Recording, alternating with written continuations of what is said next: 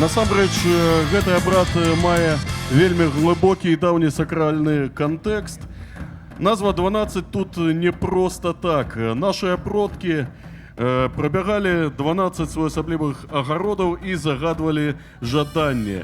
Сёння тое ж самае, трэба ўсяго толькі ў межах рытуальнага купальскага карагода 12 разоў прайсці праз купальскую браму. Традыцыйна першы раз нашыя продкі загадвалі багацце ва ўсіх сэнсах.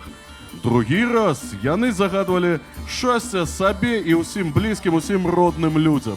Ну, трэці, вядома ж, загадвалі на каханне, ну а астатнія 9 жаданняў кожны загадваў сам па сабе. Кожны сам што меў на ўвазе для сябе персанальна.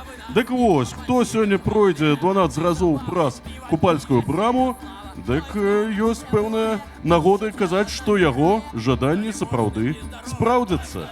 Такое сёння свята, што магіі хоць адбаўляй. Паехалі!